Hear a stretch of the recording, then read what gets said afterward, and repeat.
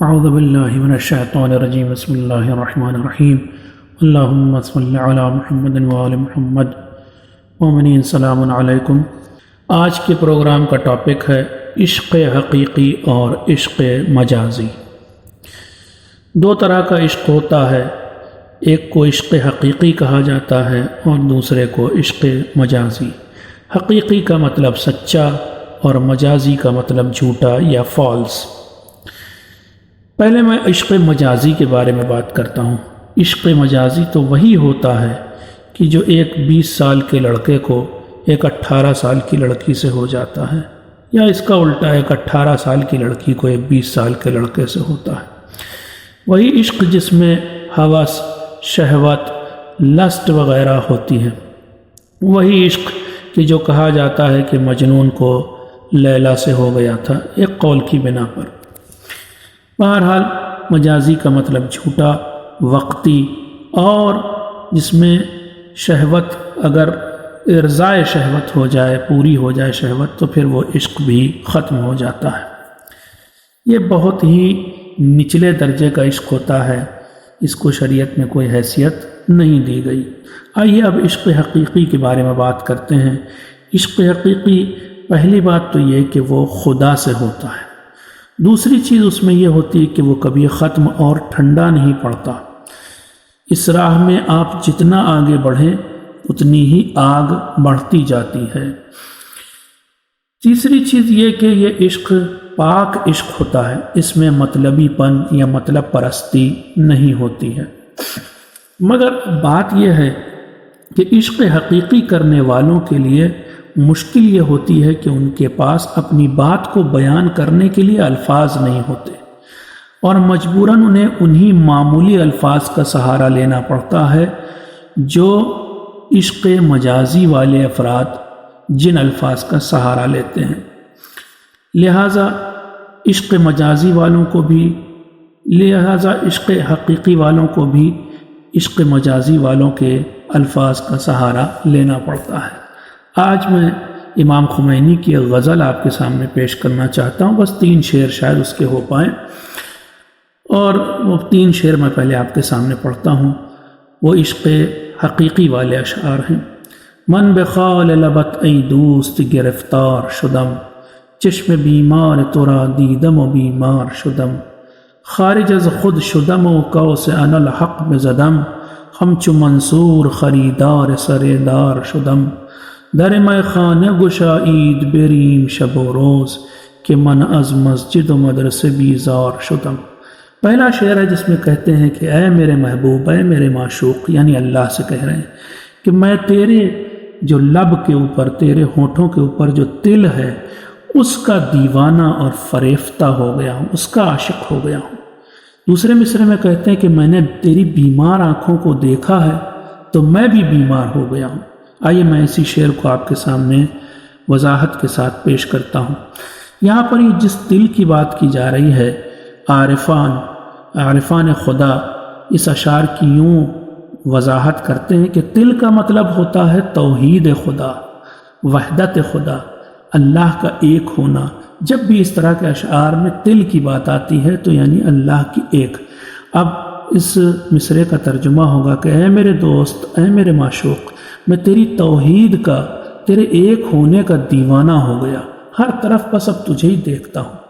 پھر اگلا مصرعہ، چشم بیمار ترا دیدم و بیمار شدم، میں نے تیری بیمار آنکھیں دیکھی تو میں بھی بیمار ہو گیا۔ اکثر ایسا ہوتا ہے کہ اگر کسی ایک انسان کو آنکھ کی بیماری ہوتی ہے تو وہ دوسرے کو بھی لگ جاتی ہے۔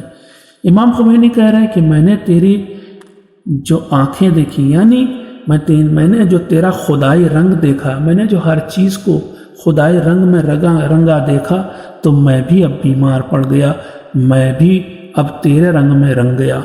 قرآن مجید میں ایک آیت ہے، صبغۃ اللہ ومن احسن من اللہ صبغہ، اللہ کا رنگ اور اس سے بہتر کون رنگ ہے۔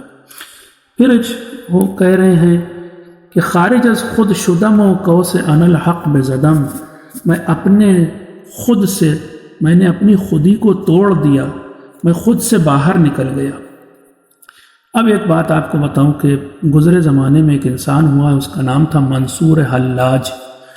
منصور حلاج ایک بہت بڑا عارف تھا، اس زمانے کے لوگ کہتے ہیں کہ اس کو سمجھ نہیں پائے اور اسے اس جرم میں کہ وہ شرک اور کفر کی بات بکتا ہے اسے پھانسی پہ چڑھا دیا۔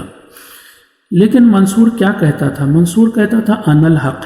دیکھیے عربی میں اور انگلش میں بھی اور اردو میں بھی جو انسان دور ہوتا ہے اس کے لیے ہوا یا ہی یا وہ کا لفظ استعمال ہوتا ہے، جو سامنے ہوتا ہے اس کے لیے انتا یا یو یا تم کا لفظ استعمال ہوتا ہے، اور جو خود انسان ہوتا ہے وہ اپنے لیے یا تو میں کا لفظ یا انا کا لفظ یا پھر آئی کا لفظ استعمال کرتا ہے۔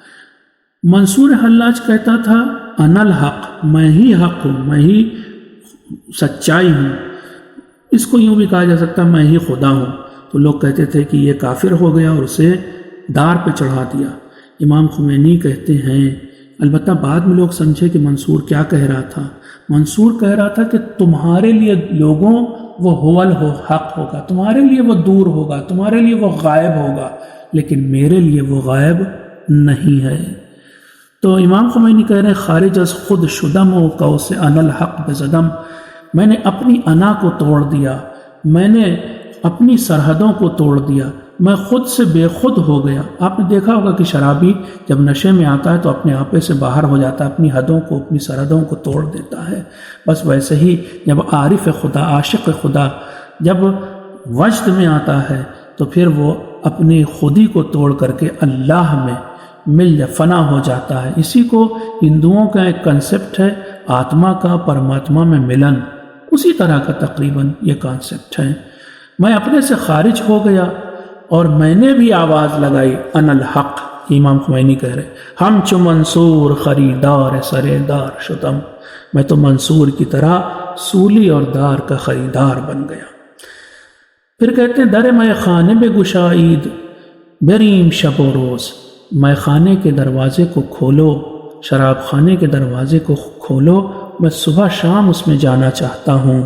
من از مسجد و از مدرسے بیزار شدم، میں ان مسجد و مدرسے سے بیزار ہو گیا۔ یعنی مطلب یہ ہے کہ میں یہ شریعت کے بندھنوں سے قیود سے اب بیزار ہو چکا، اب مجھے یہ شریعت کے یہ قیود اچھی نہیں لگتی۔ اب کب تک صرف دن میں 5 بار نماز کی شکل میں اللہ سے ملاقات کروں گا؟